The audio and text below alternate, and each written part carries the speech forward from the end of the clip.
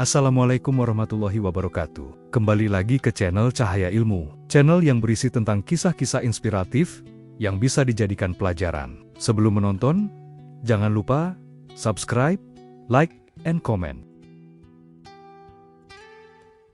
Di antara jutaan manusia yang pernah hidup di bumi, hanya 10 nama yang disebut Rasulullah sebagai penghuni surga, sementara kaki mereka masih menapak tanah dunia. Mereka bukan malaikat, bukan nabi. Mereka manusia yang berdarah, terluka, takut dan menangis. Namun langit telah mendahului keputusan. Surga telah menyebut nama-nama mereka sebelum ajal menjemput. Badar bukan sekadar peperangan. Badar adalah penyaringan langit. Hari ketika jumlah sedikit berdiri melawan kekuatan besar, hari ketika Allah memperkenalkan sekelompok manusia kepada para malaikatnya. Mereka disebut Ahlul Badar, manusia yang namanya lebih dahulu dikenal di langit daripada di bumi. Ada manusia yang ikut Badar dengan pedang, ada pula yang ikut Badar dengan ketaatan. Karena tidak semua jihad diukur dengan tebasan. Sebagian jihad diukur dengan ketaatan mutlak, tanpa ragu dan tanpa tanya. Langit tidak hanya melihat siapa yang berperang, tetapi siapa yang tunduk sepenuhnya pada perintah Rasulnya. Talhah bin Ubaidillah tidak berdiri di tengah debu Badar dengan pedang terhunus. Namun Rasulullah mencatatnya sebagai Ahlul Badar, karena ia diutus dalam ketaatan penuh. Dan ketaatan itu lebih berat di sisi Allah daripada hadir tanpa perintah. Nama Talhah ditulis di langit, meski langkahnya tidak terlihat di medan.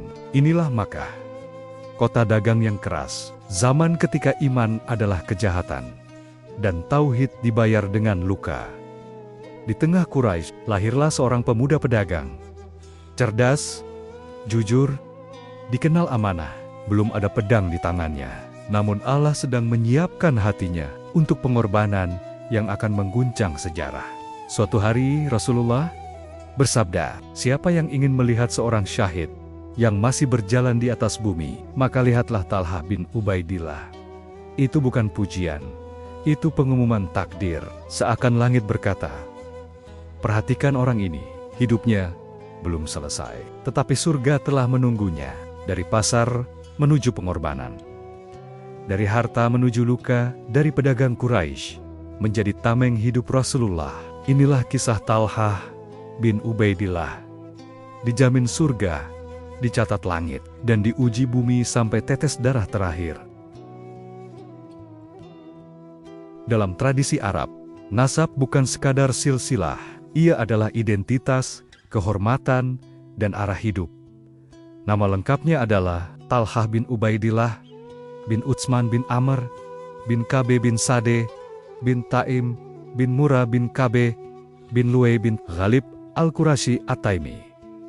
Di titik Murrah bin Kabe, nasab Talhah bertemu dengan nasab Rasulullah. Seakan sejarah telah mengisyaratkan sejak awal, dua jalan yang berbeda akan dipertemukan oleh iman dan pengorbanan. Ayahnya adalah Ubaidillah bin Utsman, seorang terpandang dari Quraisy Bani Taim yang wafat sebelum Islam datang. Ibunya adalah Asyaubah binti Al-Hadramiyah, perempuan kuat dari Hadramaut, yang kemudian memeluk Islam dan berhijrah. Dari ayahnya, Talhah mewarisi kehormatan. Dari ibunya, ia mewarisi keteguhan. Dua akar ini membentuk satu batang, pribadi yang kokoh namun lembut. Talhah tumbuh di lingkungan Bani Taim Quraisy, kabilah yang dikenal bukan karena kerasnya pedang, tetapi karena cerdas, jujur, dan amanah. Dari kabilah inilah lahir Abu Bakar As-Siddiq radhiyallahu anhu. Di sini, kehormatan dijaga lewat kepercayaan, dan kepercayaan dijaga lewat akhlak. Lingkungan inilah yang menempa Talhah menjadi pemuda yang disegani, bahkan sebelum ia mengenal Islam. Sebelum Islam datang, Talhah telah dikenal sebagai pemuda yang jujur dalam dagang, bersih dalam pergaulan, dan menjauh dari kebiasaan buruk jahiliyah. Ia tidak fanatik pada berhala, ia berpikir, ia gelisah, ia mencari makna kebenaran. Maka ketika Islam datang, hati ini tidak asing dengan cahaya. Talhah bin Ubaidillah membangun rumah-rumah iman. Ia menikah dengan perempuan-perempuan mulia, Di antaranya Hamnah binti Jahsi, Ra'ala, dan Ummu Kulsum binti Abu Bakar. Ra mengikatkan nasabnya dengan rumah Abu Bakar As-Siddiq. Pernikahan baginya bukan sekadar ikatan, melainkan amanah, tanggung jawab, dan ketenangan. Allah mengaruniakan kepada Talhah 14 anak, amanah besar yang dijaga dengan iman. Putra-putranya antara lain Muhammad, Imran, Musa, Yakab, Ismail, Ishak, Isa, dan Yahya. Putri-putrinya diantaranya Aisyah binti Talha, perempuan cerdas dan fakihah, serta Ummu Ishaq, Maryam, Syabah, Khadijah, dan Ummu Ja'far. Rumah Talha tidak mewariskan kemewahan, tetapi adab, ilmu, dan kehormatan nama. Sebagai ayah, Talha lembut. Sebagai suami, ia menjaga kehormatan. Sebagai kepala keluarga, ia memikul beban dengan senyap. Karakter inilah yang kelak membuatnya sanggup berdiri di depan Rasulullah tanpa ragu dan tanpa hitung-hitungan. Belum ada pedang di tangannya, belum ada darah di tubuhnya, namun nasabnya bersih, akhlaknya lurus, keluarganya kokoh, dan Allah tidak menyiapkan pengorbanan besar kecuali pada hati yang telah siap. Talha sedang menuju takdirnya. Talha bin Ubaidillah tumbuh sebagai pemuda Quraisy yang matang sebelum waktunya. Ia berdagang ke Syam, menembus rute panjang yang mempertemukan Makkah dengan dunia luar. Di pasar-pasar asing itu, ia belajar satu hal penting, bahwa kebenaran tidak selalu lahir dari tradisi, dan tidak setiap yang diwariskan adalah yang benar. Perjalanan dagang bukan sekadar mencari laba, tetapi membuka mata dan akal. Di Syam, Talha mendengar kabar yang mengguncang. Seorang rahib bertanya kepada para pedagang Arab, apakah Ahmad telah diutus di Makkah? Nama itu menghentikan langkah Talha. Ia tahu ini bukan kabar biasa. Rasul terakhir, Nabi yang dinanti dalam kitab-kitab lama. Ketika ia kembali ke Makkah, pertanyaan itu terus bergaung di dadanya. Begitu menginjak Makkah, Talha mendengar kabar yang sama. Muhammad bin Abdullah telah mengaku sebagai Rasul Allah, bukan dari orang asing, tetapi dari keluarga sendiri, dari Quraisy. Dan lebih dari itu, Abu Bakar As-Siddiq telah mengimaninya. Di titik inilah pencarian panjang itu menemukan jawabannya.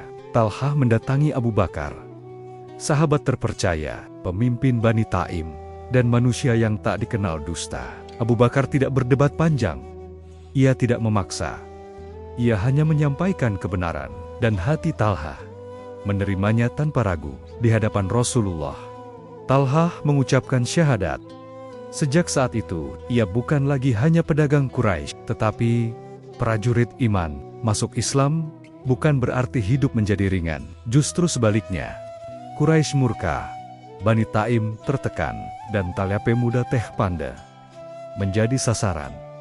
Ia diikat, disiksa, dipukuli hingga berdarah. Tubuhnya terluka, tetapi imannya mengeras. Talha disiksa bersama Abu Bakar. Keduanya diikat dalam satu tali. Quraisy menyebut mereka Al-Qarinain, dua yang terikat, dua sahabat, dua jiwa, satu iman. Tak ada penyesalan di mata Talha. Tak ada keraguan di lisannya.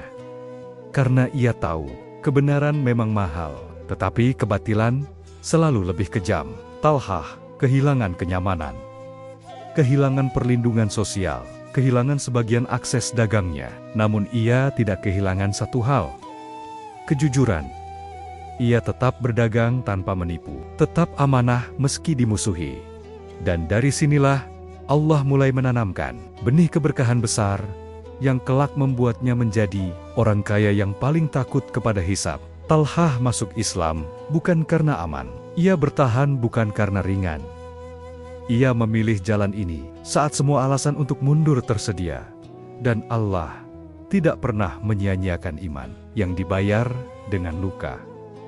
Dari sinilah dimulai perjalanan seorang pemuda menuju janji surga. Tahun kedua Hijrah, sebuah lembah bernama Badar akan mengubah arah sejarah dunia. Jumlah kaum muslimin sedikit, perlengkapan terbatas. Namun langit sedang menyiapkan kemuliaan yang tak akan pernah pudar. Badar bukan sekadar pertempuran, ia adalah penyaring iman. Di saat para sahabat bersiap mengangkat pedang, Talha bin Ubaidillah tidak berada di Badar. Bukan karena takut, bukan karena lalai. Ia berada di luar Madinah, menjalankan tugas khusus dari Rasulullah, mengintai pergerakan kafilah Quraisy. Ia taat, dan ketaatan itulah yang mengantarkannya pada kedudukan luar biasa. Badar dimenangkan. Langit bergemuruh dengan kemenangan iman, dan ketika Talha kembali, Rasulullah tidak menegurnya. Beliau justru menetapkan satu keputusan langit. Talha dicatat sebagai Ahlul Badar. Ia mendapatkan bagian ganimah, ia mendapatkan pahala, ia mendapatkan kedudukan. Karena di sisi Allah, ketaatan setara dengan darah yang tumpah di medan perang. Ahlul Badar bukan gelar biasa. Mereka adalah manusia yang disebut Allah. Di hadapan para malaikat tentang mereka, Rasulullah bersabda, Allah telah melihat ahli Badar dan berfirman, lakukanlah apa yang kalian kehendaki. Sungguh, aku telah mengampuni kalian. Dan di antara nama-nama agung itu, terdapat nama Talha bin Ubaidillah. Tanpa menghunus pedang, tanpa berada di medan, namun tercatat abadi. Badar mengajarkan satu pelajaran besar, bahwa jihad bukan hanya benturan senjata. Jihad adalah taat saat diperintah, sabar saat diuji, dan setia meski tidak terlihat. Talha memahami itu sejak awal, dan Allah menyiapkannya untuk jihad yang lebih keras di depan. Sejak Badar, Talha tidak pernah mundur dari medan jihad. Uhud menantinya, Khandaq menantinya, Hunain, Tabuk, dan seluruh barisan iman akan menjadi saksi. Badar hanyalah pembuka, bukan puncak. Dan bagi Talha, pedang itu baru saja diangkat. Talha telah dijamin surga, telah dicatat sebagai Ahlul Badar. Namun, ia tidak berhenti. Ia tidak bersandar pada keutamaan masa lalu.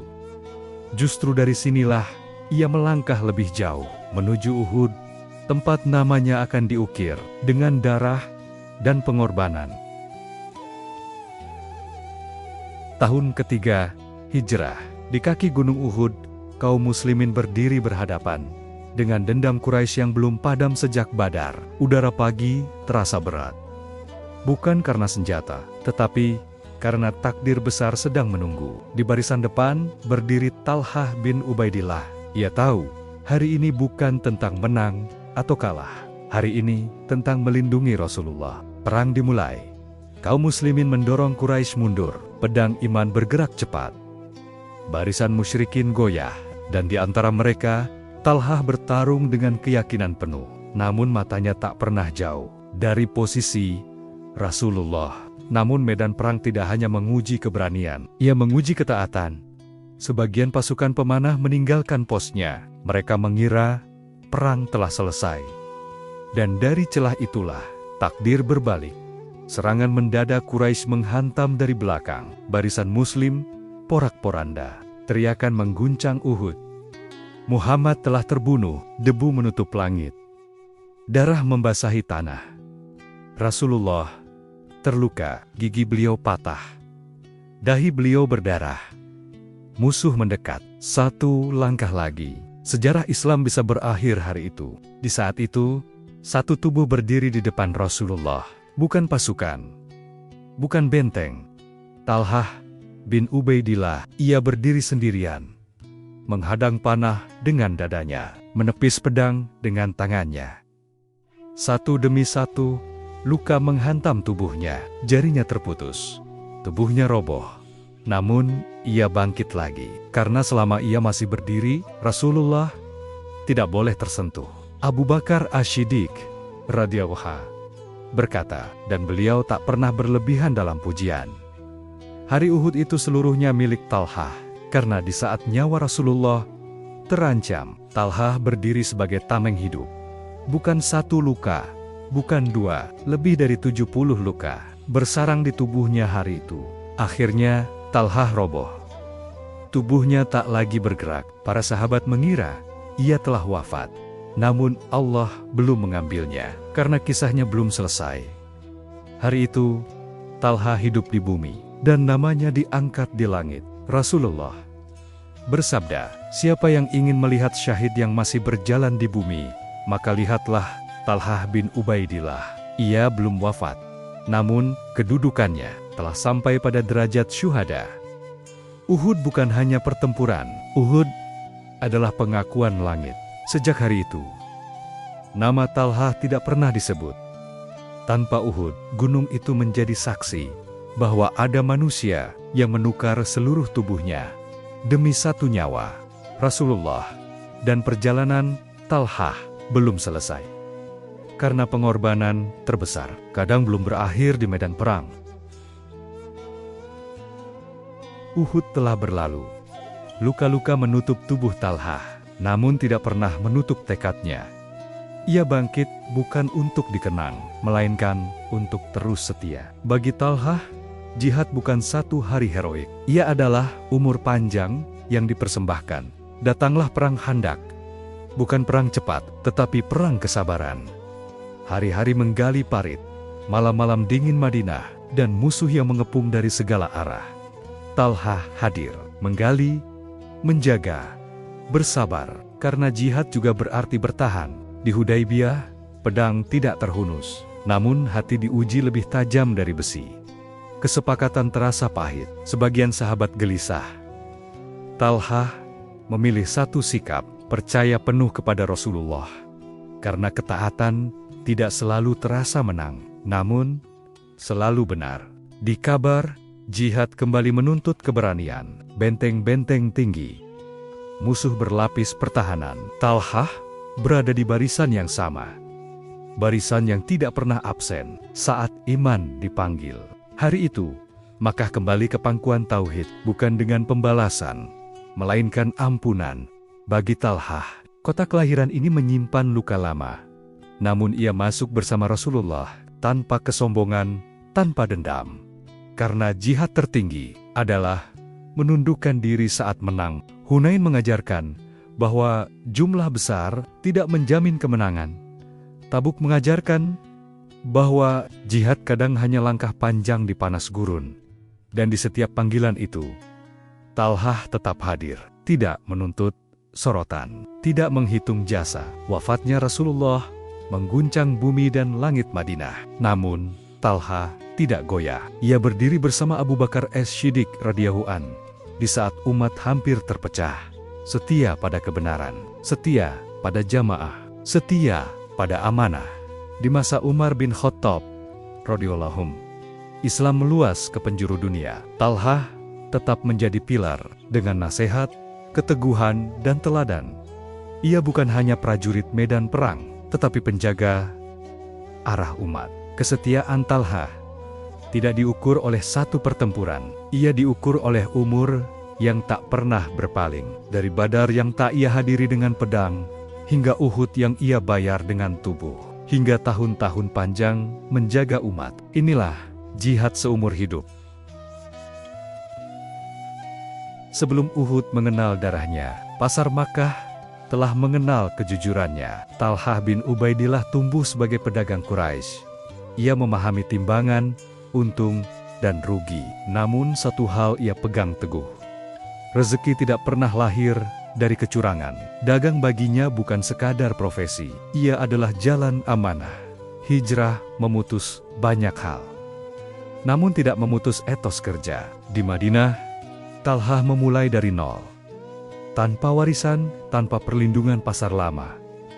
Ia berdagang dengan satu modal, kepercayaan, dan Allah membalasnya dengan keberkahan yang tak terduga. Tahun-tahun berlalu, usaha berkembang, harta mengalir. Talha menjadi salah satu sahabat terkaya. Namun setiap kali emas bertambah, hatinya justru semakin takut. Ia berkata, bagaimana aku bisa tidur, sementara harta ini bisa menghalangiku dari Allah. Suatu malam, Talha gelisah. Ia tidak bisa tidur, bukan karena musuh, tetapi karena emas di rumahnya. Pagi itu, ia membagikan semuanya. tanpa menunggu esok, tanpa menghitung sisa, karena baginya harta hanya aman jika telah sampai ke tangan fakir. Sejarah mencatat, Talhah pernah menyedekahkan ratusan ribu dirham dalam satu hari. Ia membebaskan budak, menanggung janda, menghidupi yatim, dan ketika orang-orang heran, ia hanya berkata, "Harta ini titipan, aku hanya mengembalikannya di medan jihad." Talhah mengorbankan tubuhnya. Di luar medan, ia mengorbankan hartanya. Perang membutuhkan senjata, umat membutuhkan penopang. Dan Talhah hadir di keduanya, tanpa memilih mana yang lebih mulia. Para sahabat berkata, jika Talhah mengumpulkan harta, ia lebih cepat melepaskannya daripada memegangnya. Ia takut masuk surga dengan beban dunia. Karena itu, ia dikenal sebagai pedagang yang ditakuti surga. Bukan karena dosanya, tetapi karena takut hisabnya. Kekayaan tidak memperbudak Talhah.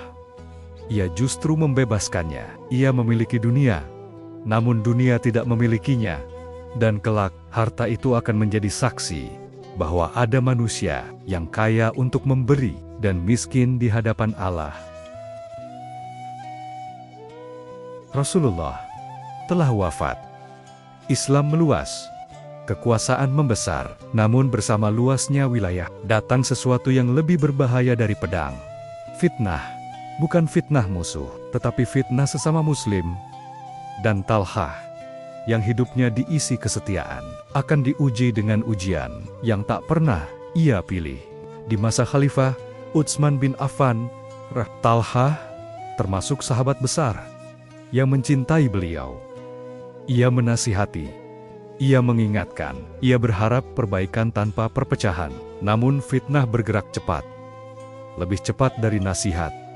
Dan Madinah, kota yang dulu tenang, mulai bergetar oleh hasutan.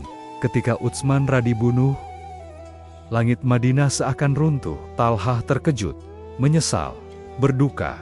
Ia tidak menginginkan darah itu, tidak memerintahkannya, tidak meridainya. Namun sejarah tidak selalu adil dalam memilih siapa yang disalahkan.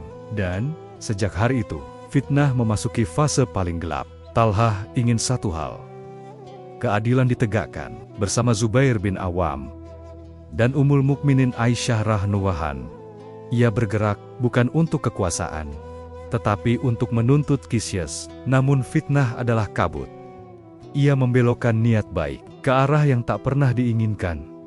Dan langkah itu akan membawa mereka ke medan yang keliru. Di malam sebelum perang Jamal, Talhah mendengar sebuah hadis. Hadis tentang Ali bin Abi Thalib radhiyallahu anhu, tentang kebenaran, tentang fitnah. Dan saat itu, hati Talhah tersadar. Ia berkata, aku tidak akan memerangi Ali. Ia memilih mundur, memilih menghentikan langkah. Meski pasukan telah berbaris, karena lebih baik mundur dari kesalahan daripada maju dalam kebenaran semu. Namun fitnah tidak selalu memberi jalan keluar. Di tengah kekacauan, sebuah panah dilepaskan. Bukan dari musuh yang jelas, bukan dari medan yang teratur. Panah itu tidak mencari kebenaran, ia hanya mencari korban. Dan Talhah yang ingin pergi dari perang menjadi sasaran. Panah itu mengenai Talhah. Luka terbuka, darah mengalir. Bukan luka Uhud, bukan luka jihad melawan kafir. Ini luka paling menyakitkan. Luka akibat fitnah umat sendiri. Dan Talhah jatuh, bukan sebagai pemberontak, tetapi sebagai korban zaman yang retak. Tidak semua orang diuji dengan kemiskinan. Tidak semua orang diuji dengan kekalahan. Sebagian diuji dengan niat baik yang terseret fitnah. Dan Talhah bin Ubaidillah lulus dalam ujian itu. Bukan dengan kemenangan dunia, tetapi dengan hati yang kembali. Karena di hadapan Allah, yang dinilai bukan hasil, melainkan kejujuran niat. Talhah terluka parah. Darah mengalir dari tubuh yang dahulu melindungi Rasulullah dengan tangan dan dada. Ia tidak mengutuk siapapun. Ia tidak memanggil dunia. Ia hanya pulang pada tahun 36 Hijriah di Basrah. Syahid yang berjalan itu akhirnya berbaring dan ruhnya diangkat dalam keadaan rida. kabar wafat Talha sampai kepada Ali bin Abi Thalib, Amirul Mukminin, sepupu Rasulullah, sahabat yang paling keras terhadap dirinya sendiri. Ali terdiam, lalu berkata dengan hati yang terluka, "Semoga Allah merahmati Talha. Demi Allah, aku tidak menginginkan apa yang telah terjadi."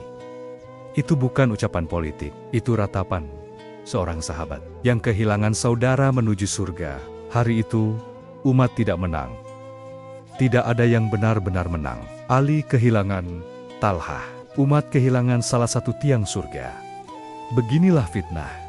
Ia tidak membunuh orang jahat saja. Ia merenggut orang-orang paling jujur niatnya. Abu Bakar telah bersaksi sejak lama. Hari Uhud itu seluruhnya milik Talha.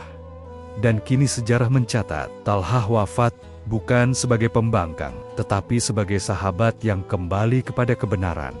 Sebelum ajal menjemputnya, para sahabat berbeda ijtihad, namun bersatu dalam keikhlasan. Rasulullah telah bersabda, "Jauh sebelum ini, siapa yang ingin melihat syahid yang masih berjalan di bumi, maka lihatlah Talhah bin Ubaidillah." Hari ini, syahid itu telah sampai, dan surga tidak menutup pintunya. Dari Talhah kita belajar keberanian, dari Talhah kita belajar kedermawanan. Dan dari wafatnya, kita belajar takut kepada fitnah. Bahkan Ali pun menyesal. Bukan karena niat, tetapi karena luka umat yang tak bisa ditarik kembali. Maka jagalah persaudaraan. Karena sejarah telah mengajarkan, fitnah selalu datang setelah para pahlawan gugur,